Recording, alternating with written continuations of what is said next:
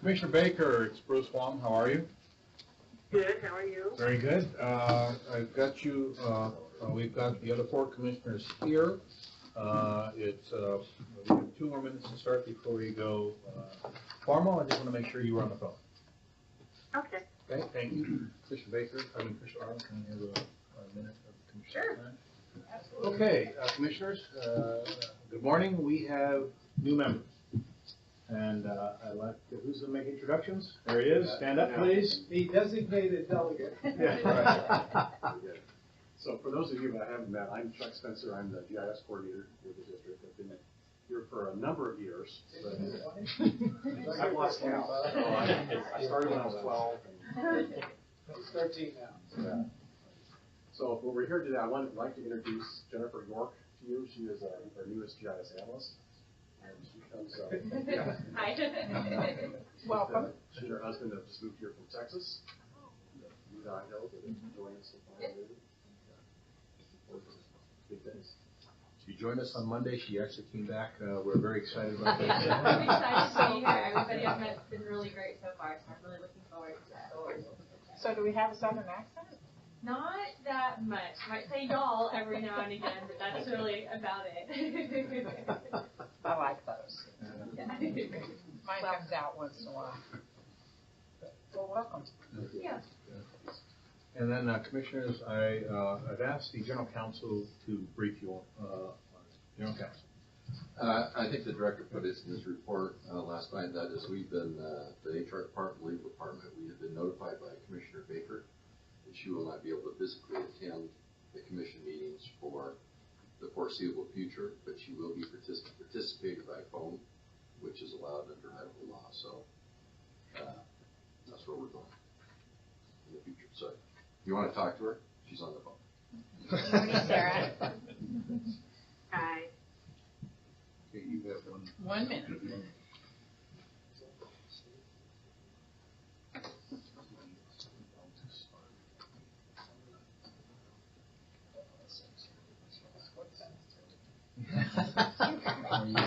in my world.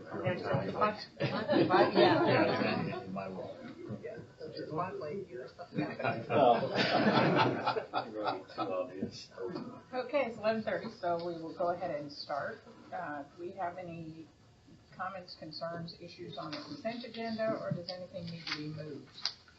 No, I just noted on item 3, the Owl subdivision, it's probably a typo, but in Austin's memo, it says this application is on the regular agenda. In fact, it's on the consent agenda. It's a typo. Okay, that's what I figured. I assume it's not material. And then I just want to be recorded as voting no on item 5, because I was looking for more detail on traffic calming that we asked for back in December and didn't see it. So that's all. Anybody else? No? Commissioner Baker? No, nothing. Okay. How about regular agenda? Commissioners, if I could again, Madam President, Commissioners, we are honored again to have a rather large graduating class from LTAC. I would ask when the presentations are made if you could come off the dais and congratulate all of our maintainers and operators who have spent years working toward both the Roadmaster and Road Scholar operation. So if you could, that'd be greatly appreciated. So. And then as a reminder, commissioners, you have a work session following your meeting, then we're going to go into the executive session after that. Okay, great. Anything else we need to talk about on pre-commission? Nope. How about a director's report? I do have one. Okay, commissioners, any questions?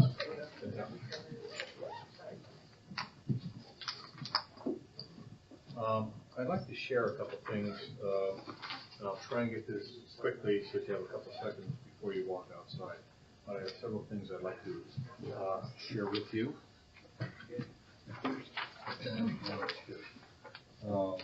like to start off by walking you through where your ACHD has been as we're in a new year right now. And And so I'll quickly go through this. I've given it for your review for your talking points if you need such. First off, priorities. Those are priorities we had in 2017, or through 18, I'm sorry. And then as we are going into 19, these priorities remain. We discussed this with you earlier last year. They are working very, very well.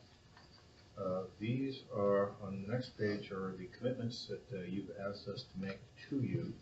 And as we update you basically on a monthly basis on these, your staff has met everyone across the board, and they're on track to continue meeting these for in 2019. I wanted to show you where we are on retention and where we're at on hiring.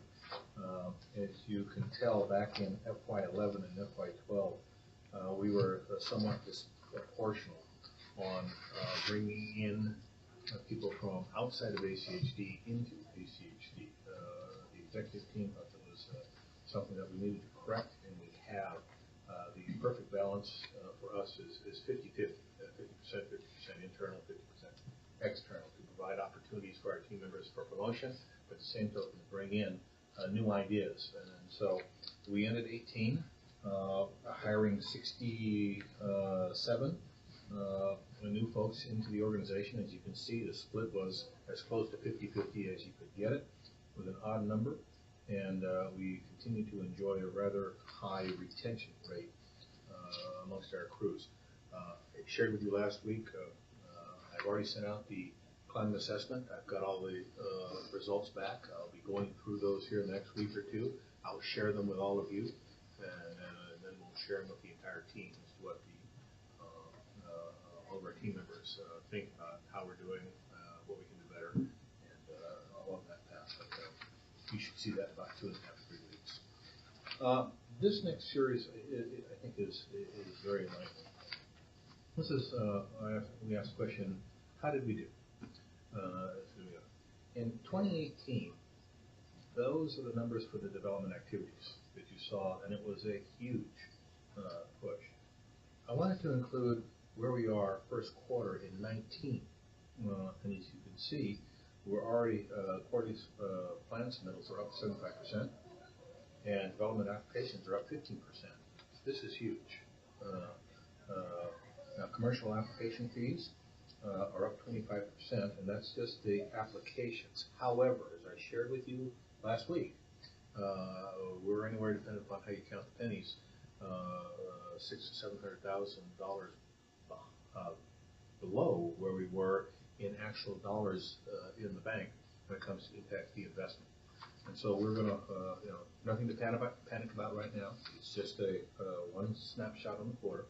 We'll keep you posted. But I think something for all of you to continue to keep in the forefront is development activity continues to go up and up and up here in the county.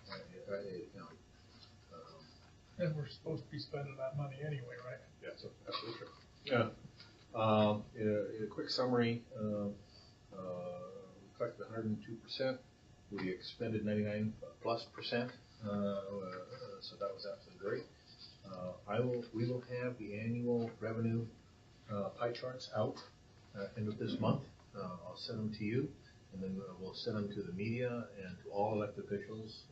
So it's a glass house, but we've done this for the last 7 years. We'll continue to move on that. Didn't receive all of the HB 312 funding that we expected, but and as I shared with you, and we're doing it again this year, we're over-programming in that area, so that if any extra dollars does come in, we can immediately put it in the ground, so to speak. And we received about $20 million in impact fee investment in 18. So what was our projection? 19. 19? Mm-hmm. So we were a little over. Just a little over. We repaired, you can see 24,000 feet of sidewalks, built 66 linear feet of sidewalks, installed over 2,300 ped ramps. We increased the Ada County bicycle lane miles. And again, what's very important to, I think, our customers, we continue to be able to answer questions within 1 week. We're at 95% right now.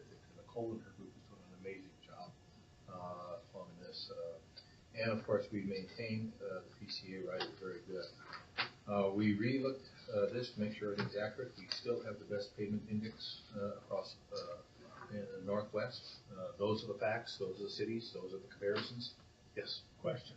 One of our employees who probably would know, and I were chatting about this a couple of months ago, and he said, you should see where we stack up when you compare the rest of the cities in the nation. And it's still close to or at the top of the heap. Is that? Yes, sir. Okay. But anyway, that's where we are. Next page, again, is very important. Our maintainers pride themselves in within 24 hours of notification, filling potholes. That's the number that we did. So a lot of Yeah. potholes. But I want to draw your attention to workers' compensation.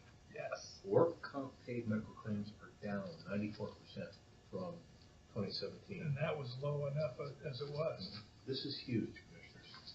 As huge, workers' compensation had 0 time loss claims, and that should be 2018 and such. So again, it goes back to your investment in allowing us to do the wellness programs, the safety issues, the training, all the different things that we do, the right equipment across the board. It pays. And when we present this publicly, I don't think we're doing a good enough job letting the rest of the world know how many millions of dollars that represents that we put into the roads instead of into workman's comp claims or liability settlements and things like that. And it's all because of our staff. So they do a great job. And but again, Commissioner, we don't get to do this unless you all approve it. So thank you. So in a nutshell, I thought these would be some nice points if you are interested in those sort of things. Next up, we had a been known as drug test on Monday for our temps, and we had 3 failures at Cloverdale and 1 at Adams. They're gone. I have zero tolerance, but anyway, these were for temps. Do you know what the drugs were? Marijuana stuff. We had one of our team members say, well, Madam President? had one of our Yes, Commissioner Baker. yes. Yeah, I just had a comment regarding this. You know, it's going to be, well, we're already here. We're at the point where Idaho is the only state that surrounds us that has not dealt with marijuana in some way in terms of allowing it to be used for medical or recreational purposes. And, you know, I think we're going to start seeing more and more of this stuff until the legislature actually does something. I don't know what the answer is, but it's just something we're going to have to be facing in the future. I mean, even Canada has legalized it throughout the entire country. They're on our northern border. So it's just, you know, like I said, I don't know what the answer is, but it's something that we're going to have to grapple with in the future. We do have great discussions with all of the local and state police leadership, and it's getting more and more challenging every day for them. Anyway. Well, and I guess one dilemma for us will be, you know, how do we tell, you know, if it becomes legal, do we still outlaw it in our policies? Because we have employees that are operating very large equipment and big trucks on our road, and, you know, at what level do they become impaired, and is it inappropriate for them to be operating that equipment? And I don't know how you test for that. Madam President, Commissioners, we have already been looking into that on that time. Our policies are very clear when it even comes to alcohol. As you know, we have in the past removed members from Ada County Highway District based on failure to abide by the policies that they have signed up to abide by. And again, it's upon us to be more aggressive when it comes down to, I mean, we're very aggressive. It is right now, as you all know.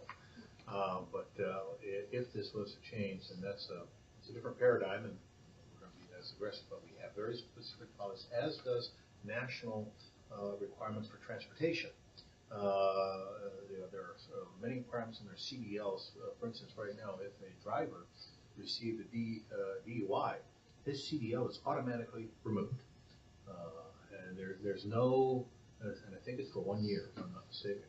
There's no going back and forth. And as you all know, unfortunately, we've had a couple good people that have, and everybody makes mistakes, made those mistakes, but at the end of the day, we had to remove them from the Ada County Highway District because we could not employ them in their profession. We tried to put them in other areas and such, but again, there's only so many openings, and if you are hired as a driver, a GEO, and you can't drive, there's only so many chip seal or crack seal opportunities for you. So we sometimes have to say, we're sorry, but we're parting at this point in time. You know, but those policies are a big part of the reason why those statistics you just gave us about our claims and stuff are the way they are. Right. No. Commissioners, Commissioner Arnold is scheduled. We're going to schedule a retreat for you all on 7th February, Thursday, beginning at 11 o'clock in Site R. We will work topics for you and have them out here well before 7th February. Stacy will have that on your calendars. Also, we have a Meridian joint meeting scheduled for 21 February, beginning here at 12 o'clock at Mayor Tammy's request. So we will be working that very diligently for you here in the very near future. We have also reached out to the all three Ada County commissioners to invite them to a joint meeting in February timeframe. We will also invite the two new commissioners to attend an ACHD 101 if they are so inclined that their schedule permits. Stacy and Terry Bloom is working that for the commissioners. I don't have an update for you yet. And then, as you know, we do this now and then, but if the commission would like, we're more than happy to offer, again, an ACHD update or 101 to all elected officials. Legislature this year, probably in the February, March, in that time frame, if you want us to do that. More than happy to start going down that path if you're concerned, but if you'd like to talk about it sometime, just let us know. And we'll take action for it. Well, I think it's a good idea. We have a lot of freshmen in the legislature. Yeah. So, and we have done it in a while. It's been, I think, either 3 years or something, 2 to 3 years for everybody. That's a good refresher for the Yeah. A little bit ago, the executive team had a retreat, and I wanted to brief you on. I wanted to brief you on some of the high points that came out. First off, one of the topics was spaces and places. How do we present the commission with all the options they need? Again, I want to thank you for the approving the temporary engineering office site. We're full steam ahead on that. As a matter of fact, we talked with the owners here today, and we might actually be able to be in there end of March at the beginning of April time frame. They've accelerated their work because they're very happy about what you all did. That's a good thing. We are starting construction this month on the added storage site that you guys approved in the 2018 budget. You asked us to hold off until January. Well, I've got plans here if you want to see them and stuff, but we're starting that now. It'll be right over here. It's store more of our equipment. The Garden City is on board. We've already done all the things we need to do. We considered and talked about additional properties for satellite operations, atoms, and all these different things that I've already briefed you on. And we've already completed the lease on the heated storage, sweeper storage space, which you all approved last year. That's done.